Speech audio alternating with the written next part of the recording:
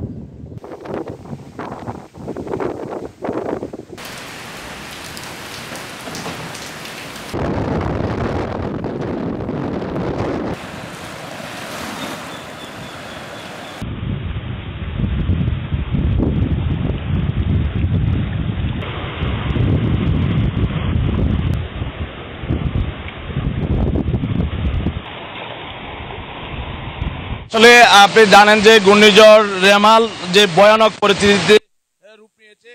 আমরা এখন রয়েছি এখানকার যে কমলনগরের নাসিরগঞ্জ এলাকায়। এখানে আসলে মেঘনার যে নদীর যে ঢেউ, এটা উত্তাল অবস্থায় রয়েছে।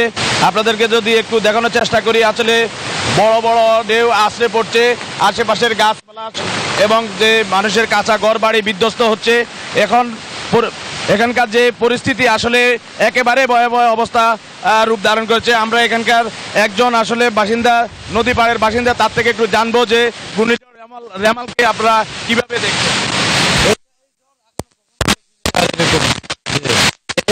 কখনো আমরা ক্ষয়ক্ষতি তো অনেক ক্ষয়ক্ষতি হয়েছে, অনেক ক্ষয়ক্ষতি হয়েছে। নদী ভাঙা, মানুষ গাছ ঘর বালা ধরনের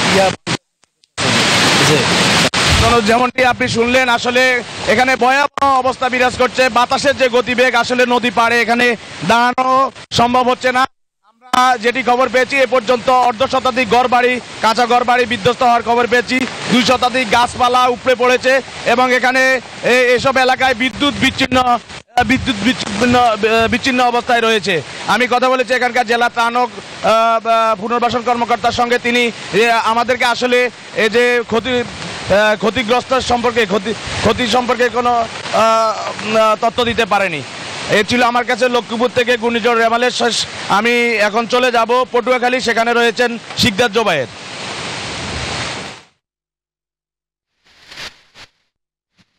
ধন্যবাদ। আমি যদি দেখাই, সকালের এখন বাতাসের তীব্রতা অনেক বেড়েছে। ঘূর্ণিঝড় সরাসরি আঘাত হানছে পটুয়াখালীর উপকূলে।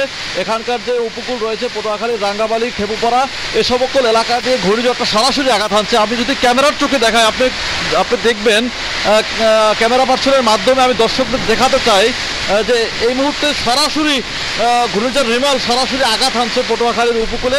ঝড়ো হওয়া বাতাস এমনভাবে বয়ে যাচ্ছে, ঘাটে নোঙর করা যে ট্রলারগুলো ছিল, সেই ট্রলারগুলোও কিন্তু ঘাটে নোঙর করে রাখা যাচ্ছে না। ঘর বাড়ি মধ্যে যে মানুষগুলো রয়েছে তারা চরম ঝুঁকির মধ্যে রয়েছে। আমরাও যে জায়গাটার মধ্যে রয়েছি, আমরাও কিন্তু চরম ঝুঁকির মধ্যে রয়েছে। আমরাও কিন্তু এক ধরনের আটকে গেছি। আমরাও যে এখান থেকে বের হবো সেরকম পরিবেশও কিন্তু এই মুহূর্তে নাই।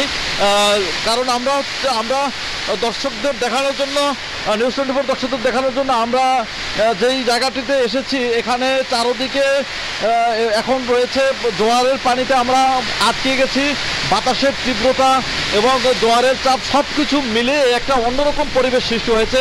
2007 সালের যে ঘূর্ণিঝড় হয়েছিল বা এর ছাড়াও অন্যান্য যে ঘূর্ণিঝড় হয়েছিল, সিডর হয়েছিল, আয়লা, মহাশীর্ষ, কোনো ঘূর্ণিঝড়ই এত প্রবল আকারে পটুয়াখালীর উপকূলে আঘাত হানেনি।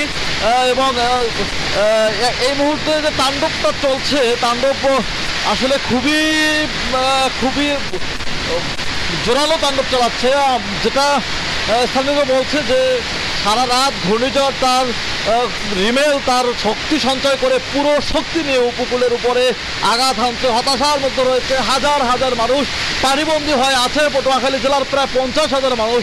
এদের জন্য আশ্রয়ন কেন্দ্র 703টি ঘূর্ণিঝড় আশ্রয়ন কেন্দ্র প্রস্তুত রাখা হয়েছে। সেখানে আশ্রয় নিয়েছে রাঙ্গামালী এবং কলাপাড়ায় আশ্রয় নিয়েছে প্রায় 30,000 মানুষ এবং 35টি মুজিব কেল্লা রয়েছে। সেখানে গবাদি পশু নেয়ার কথা থাকলেও অনেক গবাদি পশু কিন্তু সেখানে নেওয়া সম্ভব হয়নি। সবকিছু মিলিয়ে পটুয়াখালীতে যেভাবে ঘূর্ণিঝড় আঘাত হানছে এতে ব্যাপক ক্ষয়ক্ষতি হবে পটুয়াখালীর উপকূল। পটুয়াখালীর পুরো উপকূলের মানুষই রয়েছে চরম হতাশার মধ্যে এবং অনেক বেশি চিন্তার মধ্যে। এই মুহূর্তে যে আমরা যে জায়গাটিতে রয়েছি পূর্বের বুলেটিনে যেরকম দেখিয়েছিলাম, এই মুহূর্তে কিন্তু আর এখানে দাঁড়িয়ে থাকা যাচ্ছে না। পরবর্তী বুলেটিনে আমরা